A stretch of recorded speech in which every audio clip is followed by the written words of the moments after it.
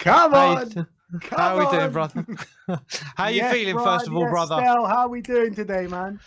All good. How are you, Ben? Well, I'll tell you what, I wasn't feeling great this morning, but that result and the manner of the result as well has made me feel in top mood, man. In top mood. How nice is it for the boot to be on the other foot for once? How many times over the years have we fallen foul of terrible refereeing decisions that have gone against us, and we've lost the game or we've drawn the game against Liverpool? It's about time the boot's fallen on the other foot, and I think there were some questionable decisions today. That one that you were talking about just now in terms of the goal. I mean, I was sitting there watching it on TV, and I was just like, how has that been given offside? I just didn't understand it. I couldn't see it, but you saw it clear as day to begin with, didn't you? I didn't see it at first, but then you could clearly see it on like the second or third replay for me. As soon as you saw Romero's legs stretched out, you could differentiate between the shades of grass, the lines where the grass has been cut. You look up the line, you see the Liverpool play, and you're thinking, he's onside. Oh, they're going to give it to Liverpool. And then there was no lines that came up. That was the first thing. No lines even came up. It was almost like, here's a still shot. Look at it for 5 seconds. No goal.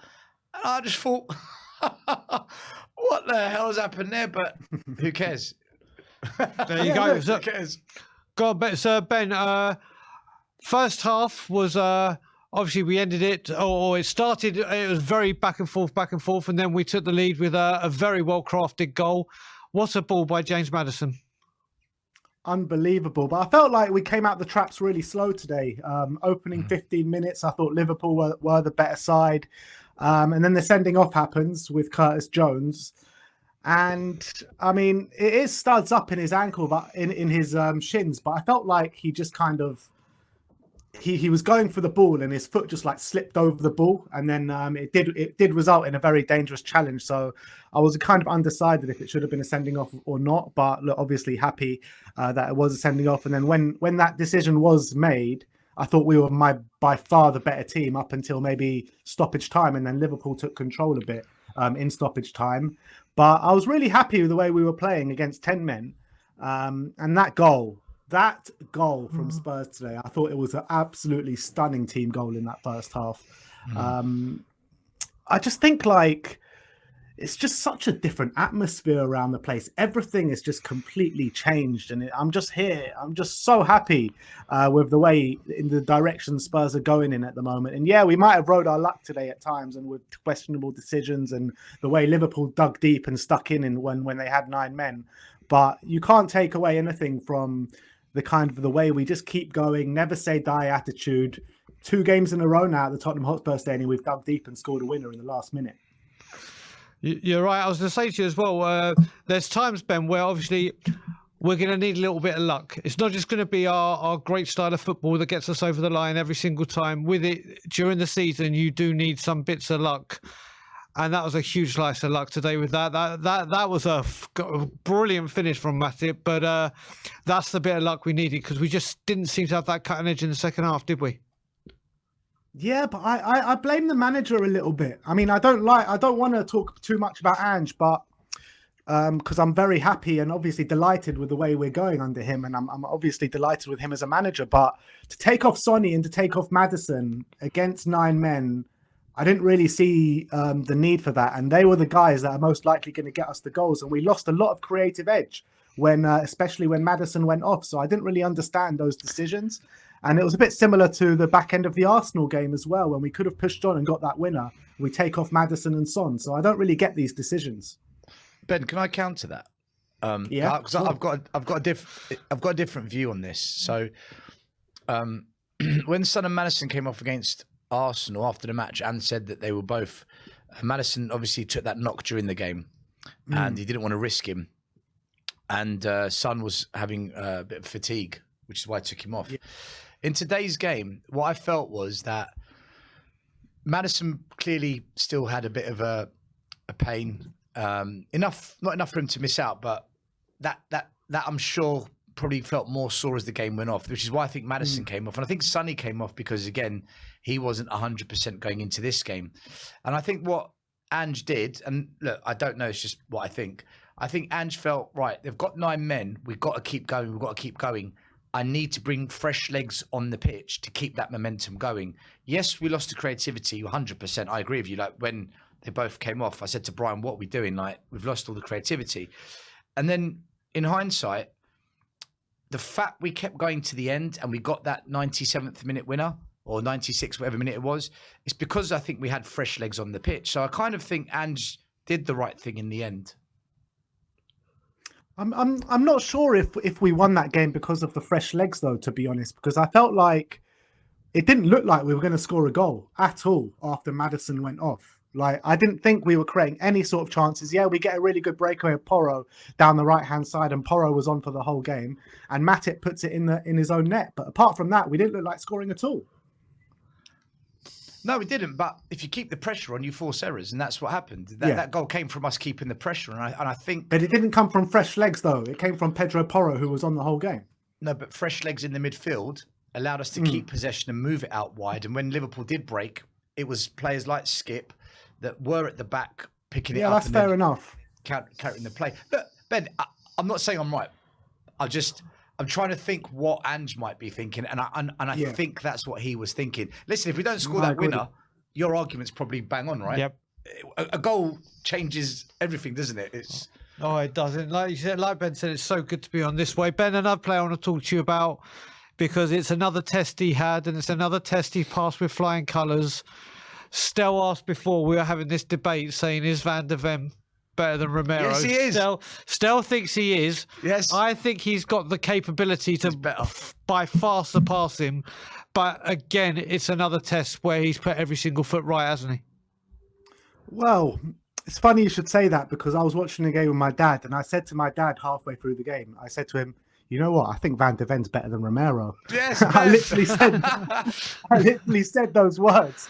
But I think Van de Ven was brilliant today, but I did think he got caught out a couple of times during the game. I think when the offside goal, well, the one that shouldn't have been offside but was offside, I think got caught out a little bit.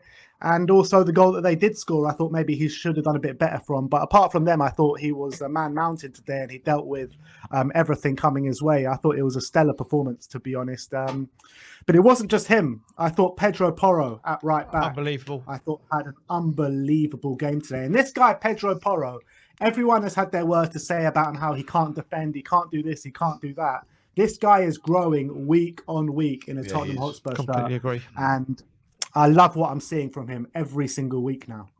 Completely agree. I mean, right now, you got to remember as well, he's playing as a right back, not a right wing back, which makes it even more to be happy about, because Ange has obviously worked him in his coaching staff. And you got to remember, Ben, you know very well I was one of those that said he can't defend it. I see him as a forward, but now I only see him. I'd love to see him. We've got the option for him going there, but every single game in defence, he's growing stronger and stronger. But it could be said about that whole back line. It's them getting familiar with each other, isn't it? Yeah, absolutely. Look, I thought the whole back line, to be honest, worked really well together. We did get caught out a number of times, but you expect that against Liverpool. This is a really good Liverpool side, guys. This ain't your average Liverpool side that maybe you saw last season. This is a top side we played against today. And you saw that even against 9 men, we just could not break them down. So you got to give credit to Klopp, the way he's rebuilt this side once again. But just to see us come away with 3 points against a side like this. So we're now, 6-7 games into the season. We've played Arsenal, we've played Manchester United, we've played Liverpool. We're 1 point off the top of the league. We got Luton away next week. Arsenal play Man City. Are we going to be top of the league by the end of next weekend? It's coming home, Ben. I told Brian it's coming home. No, I'm going home. Ben, just jumping on what you said there, question for you, right? Do you remember pre-season, before we even began the Premier League season, we looked at the fixtures and we all said that, you know, what a baptism of fire for Ange. How difficult can it be? You know, we were a disaster last year. The guy's got to just sort all our problems out, and he's got to start with 5 away games out of 8 in the first 8 games, and he's got to play Man United, Arsenal, Liverpool. We all feared the worst.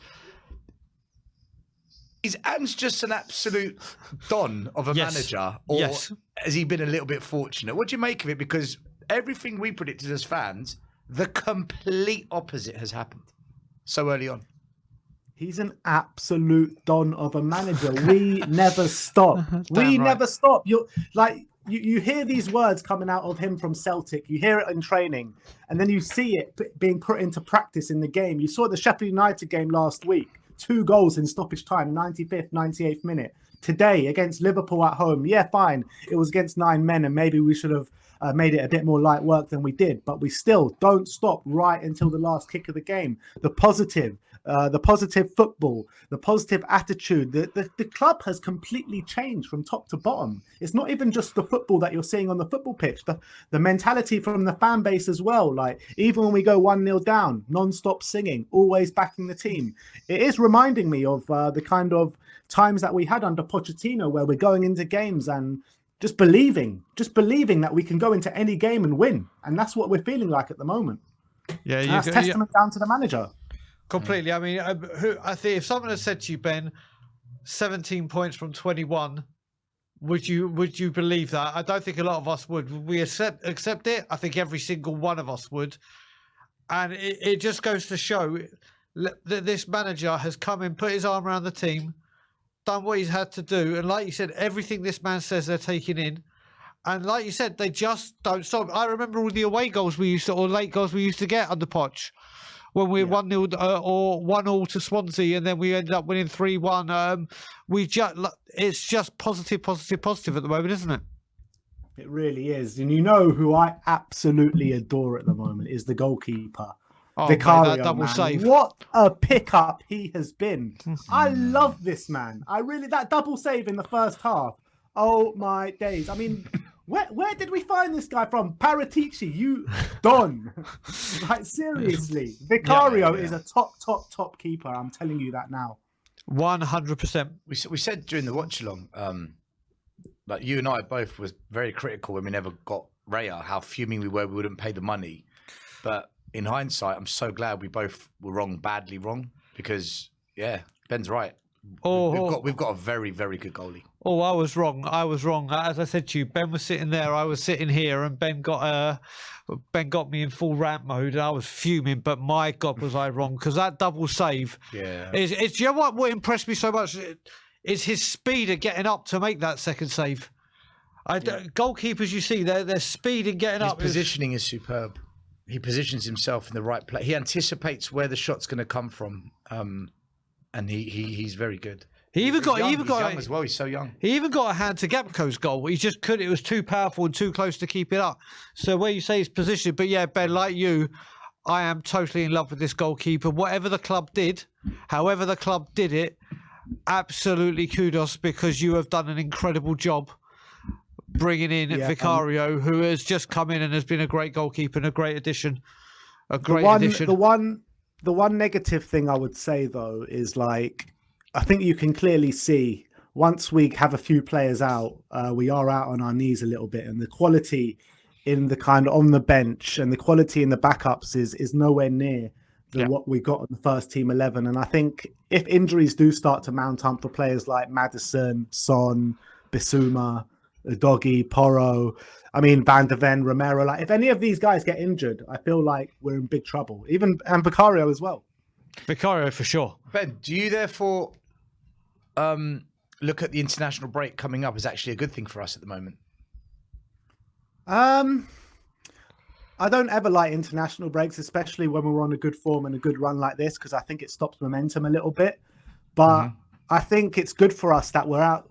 It's obviously never good we're out of cup, but it's good for us in terms of that we've only got one game a week to play, literally, until the rest of the season, and one game a week to play until January, first and foremost. So we need to make investments in January. We need to bring in players that can beef that squad up in January, because, like I said, a few injuries and we're going to be in massive trouble. Ben, I've got one final question for you, and we were talking about it just before we came on air. September is now over. Yeah. Do we have a manager of the month double? So what have we done this month? We've drawn to Arsenal. We beat Liverpool. We beat Sheffield United. Was Sheffield United in this month, or was that last month? That was this month. And Burnley. Of course, he's getting double trouble, man. Mate, this could be. This could be. I honestly think he's got to, because you would have thought it may have been Guardiola, but obviously losing to Wolves would have set that. I can't think of another manager. I think Unai Emery would give him a run for his money because Aston Villa now, they've won 5, drawn 1, and they destroyed Brighton today. So they might give All Ange right, so a run for his Unai money. maybe okay. So they're both being, but they're definitely making the shortlist, aren't they? 100%. Yeah. I'm going for an Ange double. Ben, what about you? I'm going for an Ange double. Sit top last 5 games. Nobody has picked up as many points as Tottenham Hotspur in the last 5 games. 13 points. There you go. There you go. There you go. Well, Ben, it's always a pleasure, brother. Hopefully, I will see you tomorrow. Yeah, let's Hopefully, hope so, brother. we're speaking in the morning. Ben, by the way, it's happened again. In the studio, It's last minute happened. winner. Every time you're in the studio, I Stel. swear to God. Stel, I It's think great. we might need to make you a permanent fixture in the studio for watch-alongs. I was thinking I'll just come in the 90th minute for like 10 minutes and then go home and then just get a winner and go home. That might not be. That's not a bad job if you can do it. Like I think it's a good idea, Stel. Yeah, we'll have to leave the It's a good Spurs idea. stadium. You have to leave the Spurs stadium at half time and say, right, we're winning or we need a goal. I'm on the way to the I'll studio. be like Solskjaer, super sub. Just come on and get the winner. Ben, brother, I will speak to you tomorrow, geezer.